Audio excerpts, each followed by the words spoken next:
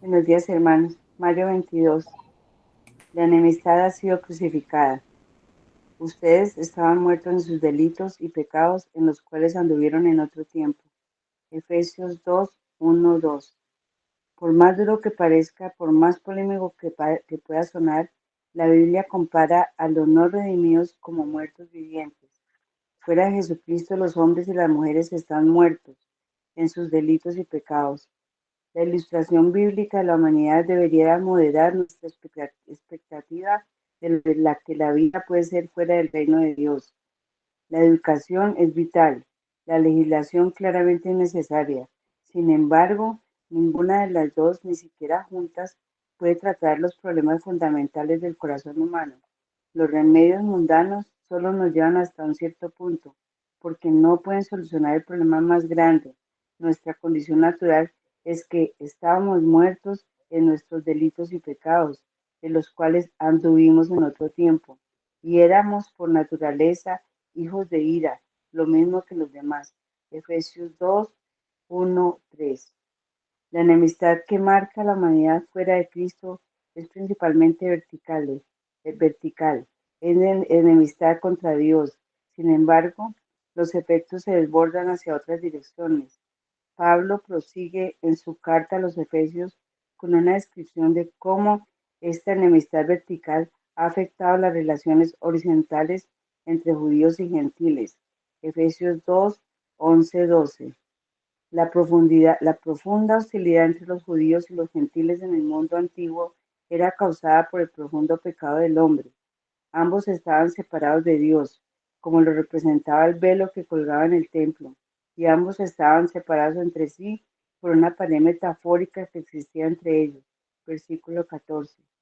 La verdad es que es inevitable que tales hostilidades continúen, si no es por Cristo. Aunque es bueno invertir en nuestra comunidad y trabajar para alcanzar un cambio real en nuestra sociedad y para el bien de nuestro prójimo, y de hecho Dios ordena a su pueblo que lo haga. Ver, por ejemplo, Jeremías 29:7. Este no es el objetivo principal donde el creyente debe poner su energía principal, ni su ministerio, ni su esperanza por el cambio. En Jesús es y solo es Jesús. Dios ha creado y sigue creando una nueva sociedad donde las barreras de división son derribadas por la gracia. Dios ha provisto en la iglesia local auténtica el patrón genético para un mundo roto vuelto a crear. Cuando las personas se encuentran en iglesias donde se nota ese patrón, experimentarán una probada de lo que Dios está planeando hacer cuando el pecado y las lágrimas y el dolor se terminen, cuando en el cielo nuevo y en la tierra nueva todos sus propósitos sean cumplidos. La enemistad, tanto vertical como horizontal, es inevitable sin Cristo. No obstante, en Cristo, en la sociedad que Él está edificando y de la cual Él es la cabeza, esta enemistad ha sido crucificada. Tomar la realidad del pecado en serio significa que tú y yo invertiremos en nuestra iglesia local para asegurarnos de que sea un lugar donde la gracia haya derribado las barreras y el patrón del reino futuro de Dios sea evidente. Hasta que lleguemos allí, hasta que lleguemos allí, tenemos la oportunidad de trabajar y disfrutar de los anticipos ahora. Segunda de Juan 1:13. Amén.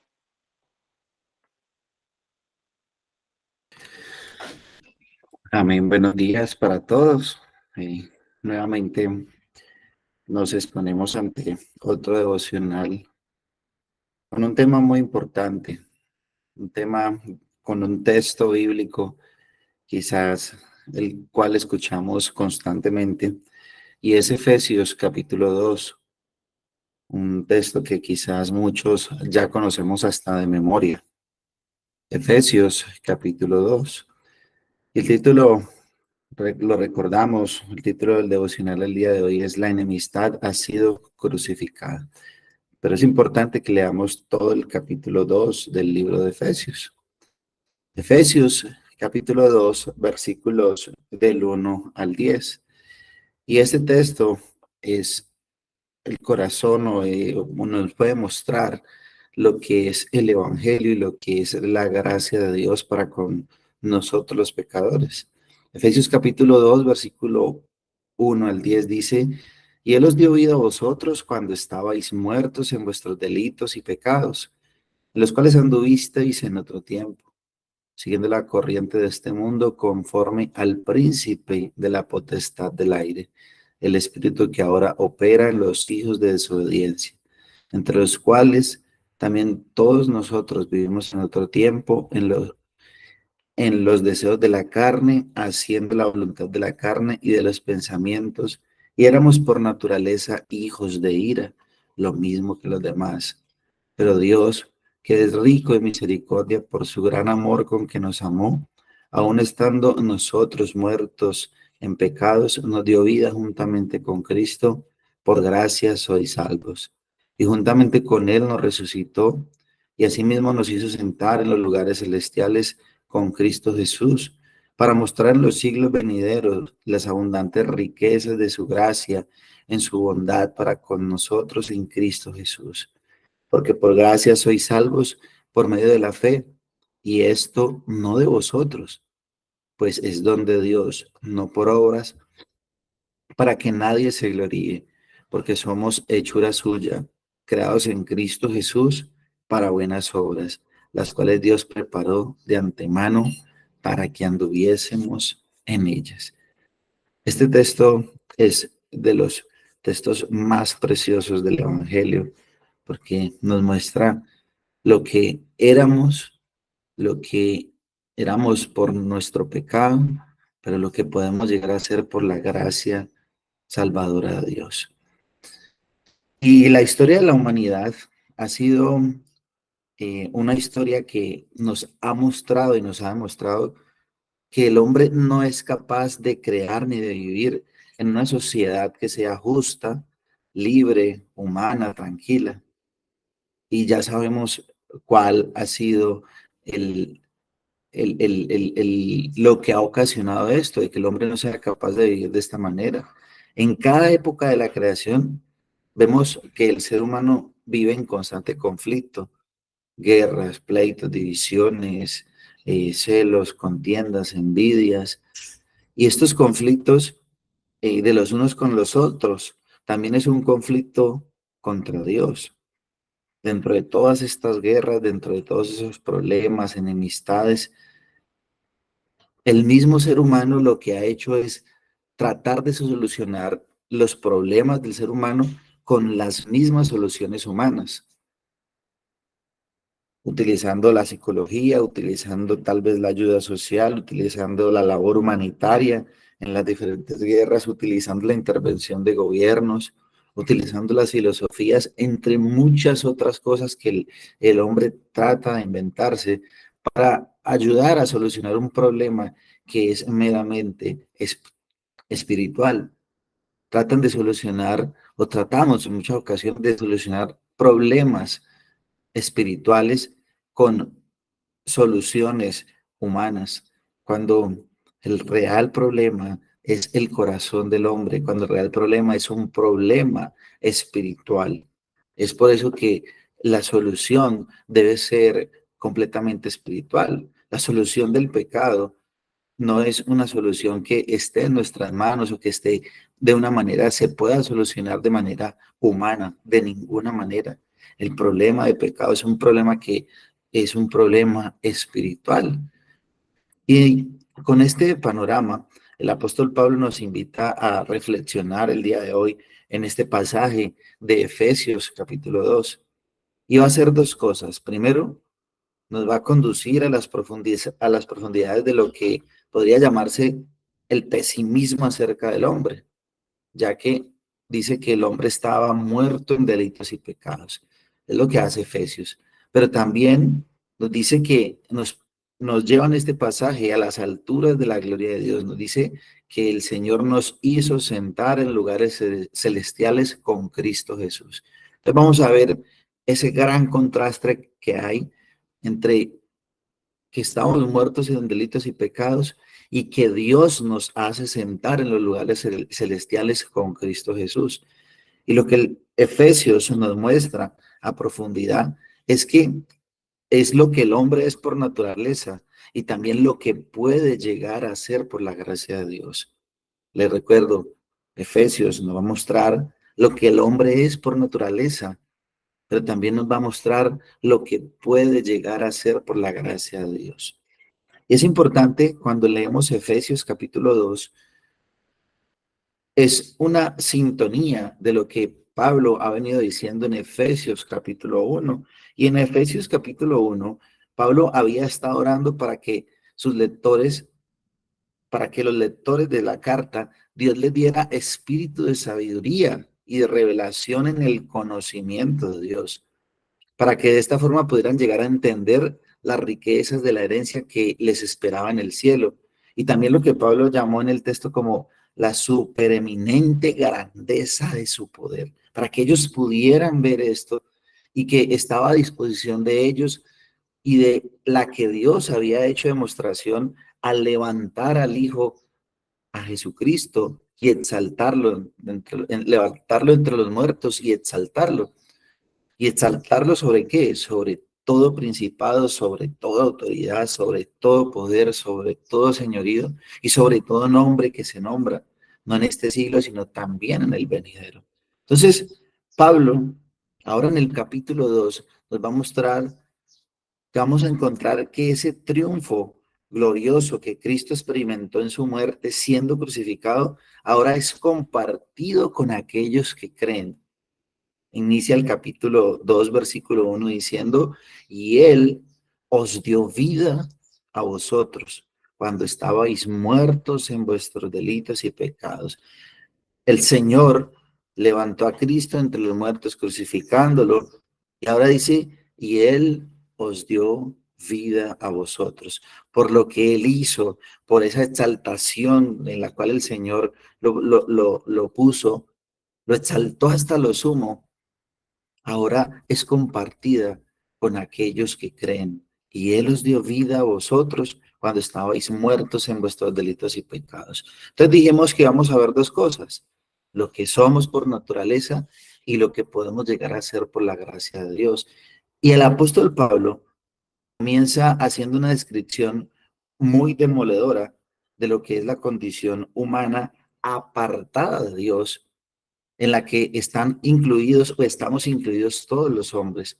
¿Cuál es esa condición del hombre que vive sin Dios, que está apartado de Dios o en la cual vivíamos nosotros cuando estábamos sin Dios?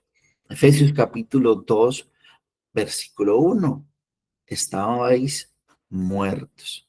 Y Efesios, ahí mismo en Efesios capítulo, versículo 3 dice, también todos nosotros lo mismo que los demás.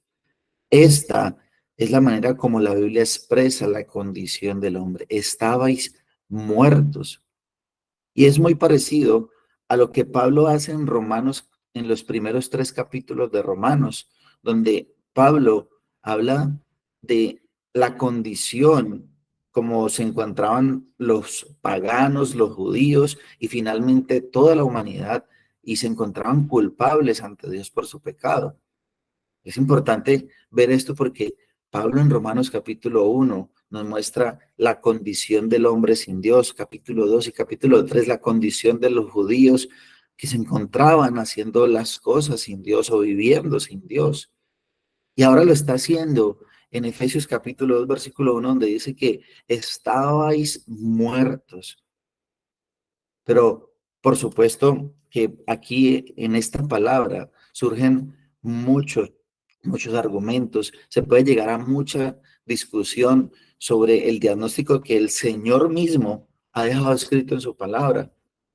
Y esta palabra es una palabra en la cual muchos han discutido porque algunas personas estarían dispuestos a decir, bueno, hay algunas áreas de la vida que necesitan ciertos cambios, pero de ninguna manera aceptarían un diagnóstico que los colocaría como muertos, sin posibilidad de recuperación. No se ven de tal manera así, como lo describe Efesios capítulo 2, como muertos. Dicen quizás, bueno, sí, falta solucionar algunas cosas, pero es posible que el hombre pueda cambiar, es posible que el hombre pueda mejorar en algunas cosas. Otros de pronto siguen imaginando que el hombre tiene un buen corazón, pero que exteriormente están brotando algunas cosas malas de él y sugieren que de pronto si cambian las leyes, si hay un mejor bienestar, si los cambian de barrio, si les dan una mejor educación, si quizás otros factores externos cambian, entonces el hombre ya puede vivir de una manera más justa, de una mejor manera. Entonces, no se considera al hombre muchas veces en el tema de decir que estaba muerto en delitos y pecados. Es muy difícil encontrar la aceptación a lo que el Señor dice, porque el Señor es muy contundente cuando dice que esa es nuestra condición, nuestra naturaleza, cuando estábamos sin Dios, muerto en delitos y pecados. Pero el gran problema, y aquí surge un gran problema, y es cuando nosotros no tenemos el diagnóstico correcto del origen de nuestro problema y la gravedad de la situación del hombre. Entonces, como no sabemos y no comprendemos o no tenemos un correcto diagnóstico, entonces es ahí donde empezamos a buscar solución a problemas espirituales con soluciones humanas. El problema de la drogadicción, el problema del alcoholismo, el problema de la ludopatía, de cantidad de pecados, no es un problema que se soluciona ni con la psicología, ni con terapias, no, es un problema de pecado, es un problema espiritual, es un problema del corazón del hombre y la única solución definitiva en el ser humano es el Evangelio y es Cristo. Pero cuando no se tiene esta convicción clara de que el hombre está muerto en delitos y pecados, pues se tiende a ir a buscar a otro tipo de cosas. Una enfermedad de esta manera, una enfermedad, llamémoslo así, requiere un remedio radical. Y este problema, esta situación en la que se encuentra el hombre requiere una solución y un remedio radical. Mientras el hombre siga fracasando en reconocer la gravedad de su condición, pues va a seguir poniendo lo que podríamos llamar pañitos de agua tibia, soluciones o remedios superficiales y que no van a tener ninguna solución, no van a seguir siendo ineficaces. Pero por supuesto que podríamos desear una mejor educación, ¿quién no? Que las leyes fueran más justas, sean administradas con mejor justicia, que si el gobierno cambiara muchas cosas, pues viviríamos en más paz. Eso es verdad, pero esto no rescata al ser humano de su condición espiritual en la cual se encuentra. Entonces, dice Efesios capítulo 1, estabais muertos. Y a lo que aquí se refiere en la palabra muerto, la mejor manera de poder describirlo es que el hombre se encontraba separado de Dios. Una manera de entenderlo es poder decir que si el hombre se encontraba muerto, es decir, se encontraba separado de Dios. Y en cuanto a este texto, decimos, surgen muchas opiniones, ya que cuando hablamos de que el hombre está muerto en delitos y pecados, la gente no consigue ver al ser humano andando como un zombi viviente. De pronto habrá situaciones en las cuales sí vemos una especie de zombie. Hoy en día lo vemos en Estados Unidos con las drogas que convierten a las personas en zombies prácticamente. Pero el Señor está hablando de una manera general, de que el hombre se encuentra muerto en delitos y pecados. Pero nos cuesta mucho ver al ser humano de esta manera y más cuando vemos que tienen capacidades de inteligencia, talentos en el deporte, talentos en cantidad de cosas. Aún el hombre que no es creyente, vemos con estos talentos, pero nos cuesta ver a estas personas como muertos en delitos y pecados. Dice que el hombre está muerto espiritualmente, ya que lo que ha perdido el hombre en su pecado es ese deseo natural por Dios. Ya no desea obedecer a Dios, no desea escuchar a Dios, no desea amar a Dios, no desea seguir a Dios, no desea absolutamente nada de Dios. Su deseo natural es hacia el pecado. Y una muy buena ilustración de esto es la parábola del hijo pródigo, cuando en su regreso a la casa del padre, el padre dice en Lucas 15:32, dice, mas era necesario hacer fiesta y regocijarnos porque este era muerto y ha revivido, se ha perdido y es hallado. Eso es lo que dice el padre del hijo pródigo cuando regresa a su hijo. Dice, este era muerto y ha revivido. Y la misma palabra que utiliza Lucas 32, Lucas 15:32, la utiliza Efesios capítulo 2. Es la palabra necros. Ambos se encontraban muertos. Entonces, si el hombre está muerto, ¿qué será lo que le da vida al hombre? ¿De dónde viene la fuente de la vida? ¿Y por qué decimos que la palabra muerto es apartado de Dios? ¿Quién es la fuente de vida? Juan capítulo 14, 4, versículo 14, Juan 4:14 dice, mas el que bebiere del agua que yo le daré, no tendrá sed jamás, sino que el agua que yo le daré será en él una fuente de agua viva que salte para vida eterna. La fuente de la verdadera vida, de la vida verdadera, es Dios.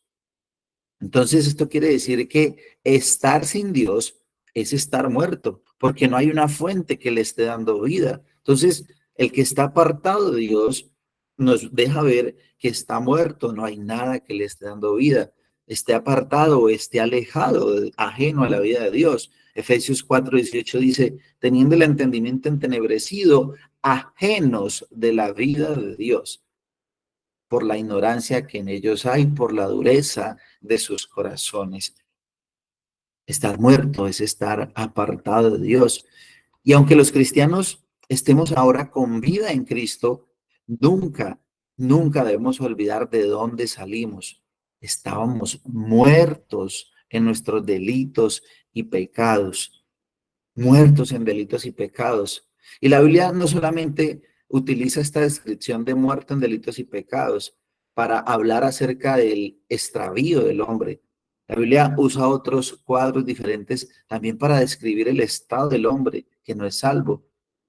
Dice en 2 Corintios 4 que el hombre estaba ciego. Dice, el Dios de este siglo cegó el entendimiento. También dice que estaba esclavo del pecado, que era un esclavo del pecado, Romanos 6:17, pero gracias a Dios que aunque eras esclavos del pecado. También dice que el hombre sin Dios es un amante de las tinieblas. Juan 3:19 dice, y esta es la condenación, que la luz vino al mundo y los hombres amaron más la luz, perdón, amaron más las tinieblas que la luz, porque sus obras eran malas. Entonces dice que el hombre sin Dios, nosotros sin Dios éramos amantes de las tinieblas, amábamos lo que hacíamos en la oscuridad, lo amábamos, lo abrazábamos y rechazábamos la luz. Porque dice, porque todo aquel que hace lo malo aborrece la luz y no viene a la luz para que sus obras no sean expuestas. También dice que estábamos perdidos y el gran ejemplo de esto es Lucas 15 con el hijo pródigo. También dice que éramos extranjeros, desconocidos, forasteros, Efesios 2:12. Dice, en aquel tiempo estabais sin Cristo, ajenos de la ciudadanía de Israel y ajenos de los pactos de la promesa, sin esperanza y sin Dios en el mundo. Extranjeros, completamente desconocidos, sin una nacionalidad, sin promesas, sin esperanza y sin Dios. También dice que éramos hijos de ira. Efesios capítulo 2, versículo 3 dice, y éramos por naturaleza hijos de ira, lo mismo que los demás, hijos de ira, merecedores de la ira. También dice que sin Dios estamos bajo el poder de las tinieblas. Colosenses 1:13 dice, el cual nos ha librado de la potestad de las tinieblas y trasladado al reino de su amado Hijo. Entonces, la Biblia muestra que la condición del hombre es muy deplorable, una condición totalmente, y la Biblia lo muestra totalmente diferente a lo que el hombre quiere ver hoy acerca de su condición. El hombre puede decir, no, yo no estoy muerto, yo estoy enfermo, yo necesito quizás cambiar algunas cositas de mi vida y ya, quedo bien. No, la condición del hombre sin Dios. Y si nosotros no entendemos eso, no vamos a poder comprender la grandeza del Evangelio y de la gracia de Dios. ¿Y cuál es la causa de esta muerte? El mismo Efesios nos dice, la causa es debido a nuestros delitos y pecados. Estábamos muertos a causa de nuestros delitos y pecados. La palabra delito significa cruzar un límite establecido o desviarse del camino correcto. Es un delito. Se nos marcó un camino, se nos trazó un límite y lo que nosotros hicimos es pasar ese límite, saltarnos esa regla, saltarnos esa norma, saltarnos ese mandamiento, cruzar donde no se nos dijo que cruzáramos. Y la palabra pecado, siempre la definición de pecado es no dar o errar el blanco, no dar en el blanco. ¿Qué quiere decir esto? Que pecado significa no alcanzar la medida. Se nos dio una medida y nosotros no llegamos a ella, no la alcanzamos, no dimos en el blanco. Y estas dos palabras juntas, delitos y pecados, es como si Dios nos viera como unos completos rebeldes y unos completos fracasados. Rebeldes porque cruzamos el límite que no debimos cruzar y fracasados porque no cumplimos lo que debíamos cumplir, no dimos en el blanco. Y por supuesto, un diagnóstico como este no es fácil de aceptar. ¿En qué congregación le predican esto al hombre? Porque realmente derrumba el concepto que nosotros normalmente tenemos de nosotros mismos. Nos consideramos buenas personas porque no somos como otros, porque no matamos, porque no robamos, porque no... Y empezamos a compararnos, pero nunca, a veces, nunca aceptamos de que esa es nuestra condición. Entonces, miremos también por otro lado cuando a nuestro alrededor el diagnóstico que Pablo hace aquí no parece como si no coincidiera con la realidad que está a nuestro alrededor, porque nos resulta un poco difícil pensar en por ejemplo, un intelectual, una persona que crea cosas, pero es un ateo. Entonces, como decimos, tiene una gran inteligencia, pero espiritualmente está muerto. O un futbolista muy ágil, que se destaca por ser quizás el mejor del mundo y no tiene a Dios. Entonces, ¿cómo se encuentra? Muerto, muerto. Esta es la condición que dice el Señor. Pero la esfera más importante del ser humano y a la que Dios se refiere de este diagnóstico no es el cuerpo, no es la mente, no es la personalidad, sino que recordemos es su espíritu. Y aquí tenemos que recordar una vez más las palabras de Isaías en el capítulo 59, versículo 2, cuando dice, vuestras iniquidades han hecho división entre vosotros y vuestro Dios, y vuestros pecados han hecho ocultar de vosotros su rostro para no oír. Lo que separa completamente al hombre de Dios son sus pecados. Y si queremos buscar una solución adecuada para el problema, es necesario que previamente tomemos conciencia de la tragedia de la humanidad caída. El ser humano fue creado por Dios y para Dios. Eso nos dice la Escritura. Todo fue creado en Él, por Él y para Él. Todo es creado para que le dé gloria a Dios. Entonces, ¿cómo es posible que lo que fue creado por Dios ahora intente vivir sin Dios? Esto no es posible. Para que el hombre pueda vivir y estar vivo, tiene que vivir en Dios. Pero cuando el hombre vive sin Dios, no amando a Dios, pues estará muerto porque no habrá una fuente que le alimente vida, que le dé vida. Entonces, muertos en delitos y pecados también es estar esclavizado. Porque dice Pablo, cuando él dice, andábamos en nuestros delitos, andábamos. Quiere decir que estábamos esclavos de nuestros delitos y pecados. Y esto quiere decir que era una manera de vivir, era un comportamiento en el cual andábamos o anda el ser humano sin Dios. Y la triste realidad es que en esa vida de delitos y pecados no había libertad, sino una terrible esclavitud. Éramos completamente esclavos. Y esa esclavitud en la cual nosotros no teníamos ningún tipo de control. Éramos esclavos completamente. Pero entonces, ¿cuáles, según Efesios, cuáles son esas fuerzas que mantienen al hombre caído en esa cautividad, en esa esclavitud? Pablo nombra tres cosas. Efesios capítulo 2, versículo 2 dice, la corriente de este mundo, la corriente de este mundo.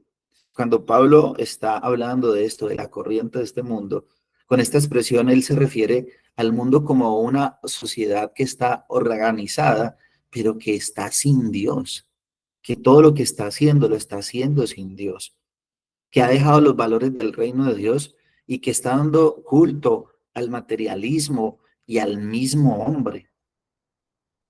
La gente no se da cuenta, pero están cayendo y sucumbiendo ante la influencia poderosa que nos llega a través de la cultura, el ocio, la televisión, el cine y ahora de las redes sociales, la corriente de este mundo.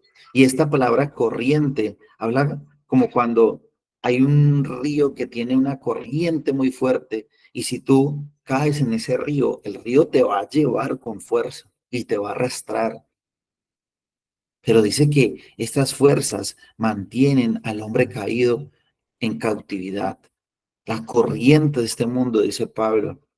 Y es muy delicado esto porque muy fácilmente podemos caer en esta corriente, aún como creyentes. Podemos ser arrastrados por un tiempo cuando nos dejamos llevar por lo que vemos, por lo que aceptamos escuchar, por lo que permitimos en nuestros celulares. La corriente de este mundo. Otra de las fuerzas que Pablo nos muestra es el príncipe de la potestad del aire.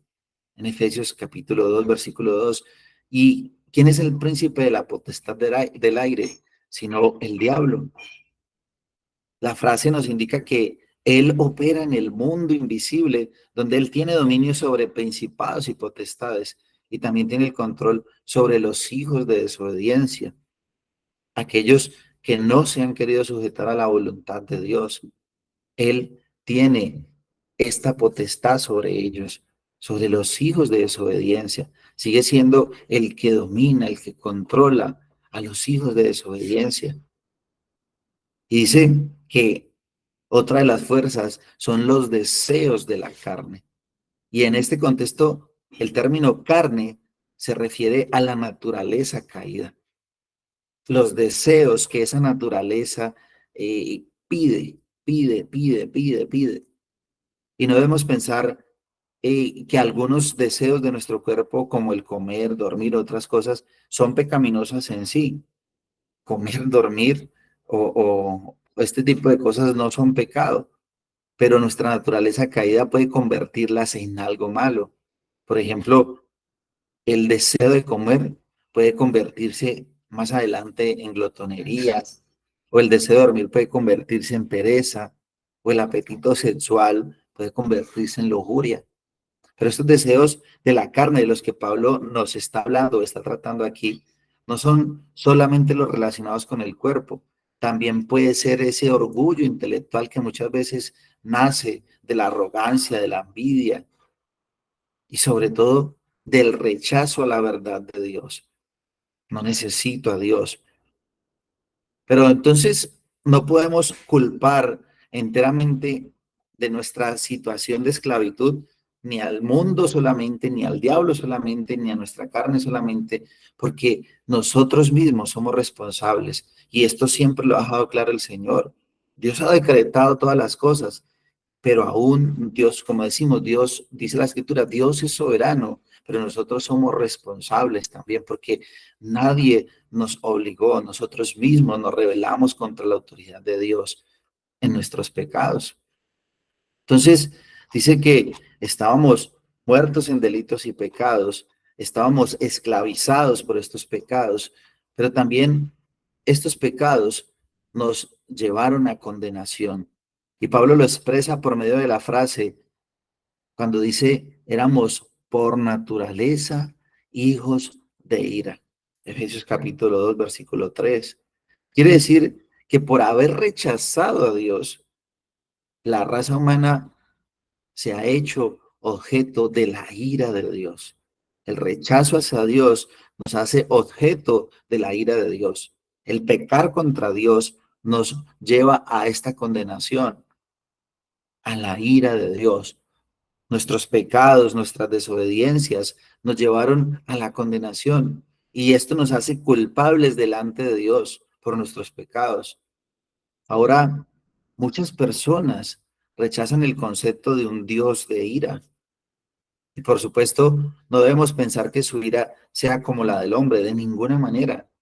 Algo que tenga que ver con su mal carácter o la venganza o la malicia, no, de ninguna manera, no es como la ira nuestra. La ira de Dios nunca es arbitraria, sino que es una relación previsible e inevitable frente al mal. Dios reacciona al pecado, Dios reacciona a la maldad del hombre. ¿Cómo? Con su ira. Y es una ira justa, es una ira santa.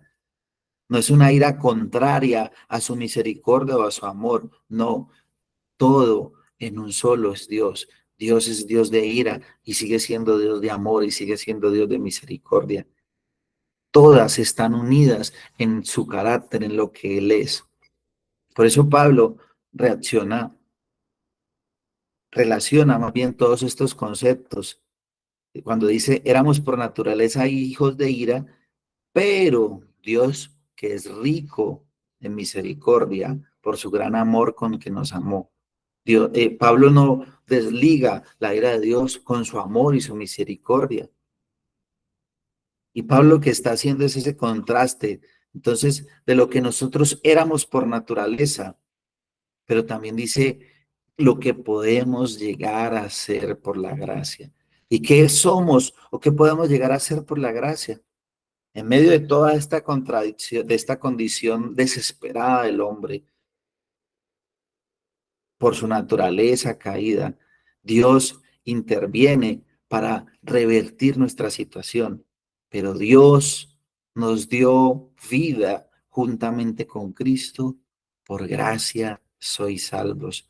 Por la gracia de Dios. Estábamos muertos y nos ha resucitado con Cristo. Éramos esclavos y nos ha sentado con Cristo en lugares celestiales, en una posición de honor y de poder. Entonces, lo que Dios ha hecho, Pablo afirma que Dios nos ha salvado por gracia, por gracia. ¿Y en qué consiste esta salvación para nosotros? Pablo describe la salvación en términos de nuestra unión con Cristo. Esta salvación no es una salvación fuera de Cristo, sino que es una salvación en Cristo, unidos a Cristo. Efesios 2:5 dice, nos dio vida juntamente con Cristo. Efesios 2:6 dice, juntamente con Él nos resucitó. Efesios, y ahí mismo dice, nos hizo sentar en lugares celestiales con Cristo. La salvación consiste en la unión con Cristo. Lo asombroso es que Pablo no está escribiendo únicamente acerca de Cristo, sino acerca también de nosotros.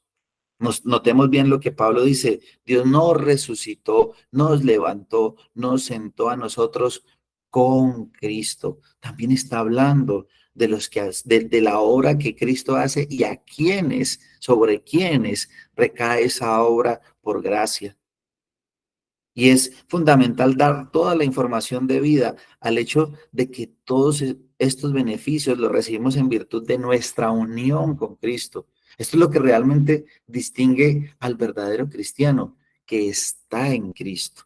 Si no está en Cristo, recordemos, la fuente de vida está muerto. No hay nada que le esté dando vida, pero no es la vida que Cristo nos da consiste en estar unidos a Él.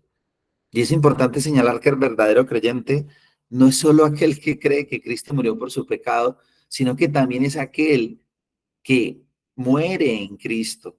Gálatas 2:20 dice, con Cristo estoy juntamente crucificado. Gálatas 5:24 dice, los que son de Cristo han crucificado la carne con sus pasiones y deseos. Los que son de Cristo.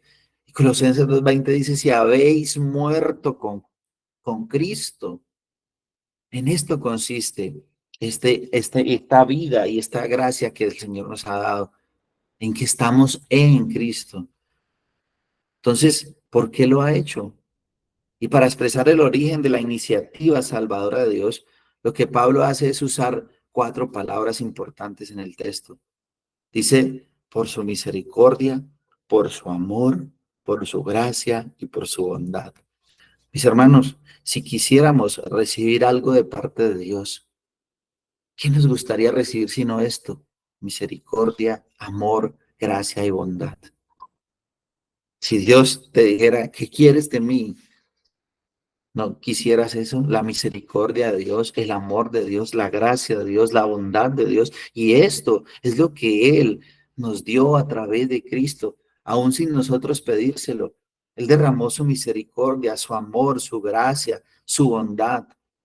Y como ya hemos explicado, dice que estábamos muertos en delitos y pecados.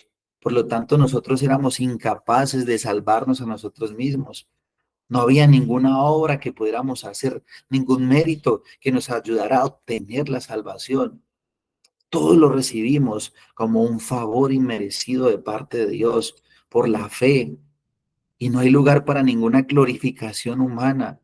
Toda la gloria le corresponde a Él. Por eso Pablo añade que nos salvó a fin de mostrar en los siglos venideros las abundantes riquezas de su gracia. Efesios 2:7. Por eso nos salvó, para mostrar las riquezas, las abundantes riquezas de su gracia. Cuando Dios levantó y exaltó a Cristo, demostró la supereminente grandeza de su poder. Pero cuando nos levantó a nosotros, también demostró las abundantes riquezas de su gracia. Ahora, nosotros, los creyentes, somos evidencia de su bondad, y esa bondad apunta solo hacia Él,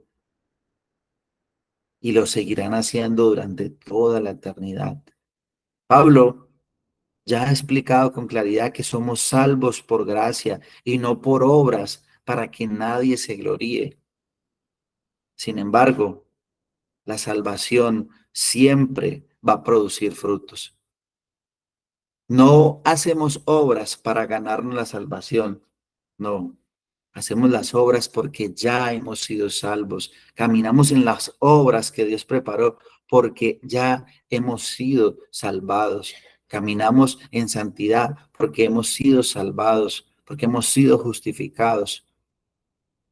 Entonces, no somos salvos por obras, pero sí hemos sido creados en Cristo Jesús para buenas obras. Y Pablo termina subrayando en el versículo 10.